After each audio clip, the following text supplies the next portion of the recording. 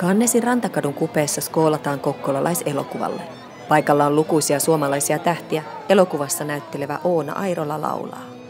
Päivät Cannesissa ovat olleet pikkukaupunkilaisille ylitsevuotavia. Ei ole ollut mitään käsitystä, ymmärrystä siitä, että kuinka iso juttu tämä on.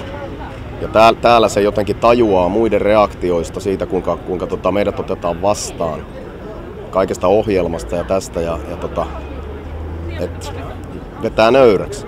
Kilpasarjoissa tällä Cannesissa ei ole totuttu näkemään viime vuosikymmeninä muita suomalaisnimiä kuin Aki Kaurismäki. Pääsy kakkossarjaan onkin todellinen saavutus.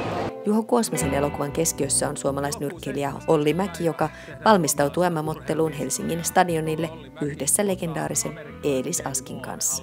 Todellisuudessa kyse on kuitenkin rakkauselokuvasta. Mä luulen, että mä oon rakastunut. Joo, terve. Aha. Nyt on erittäin huono hetki keskustella tällaisista asioista. Tämä on tosi tapahtumien innoittamana tehty elokuva, että se pitää myös muistaa, että tämä on meidän oma tulkinta siitä, niistä ihmisistä ja siitä tavallaan tapahtumasta. Yllätyspääsy festivaaleille ei ollut. Juho Kuosmanen voitti Cannesissa opiskelijaelokuvien sarjan vuonna 2010, mikä takasi paikan festivaaleille ensimmäisen pitkän elokuvan valmistuttua. Tosin ei välttämättä näin hyvässä sarjassa. Se loi myös paineita.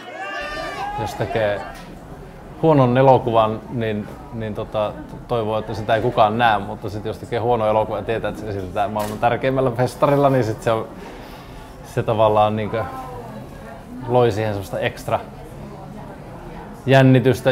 Cannesissa saatu palaute on ollut hyvää. Kilpasarjan palkinnot jaetaan viikonloppuna.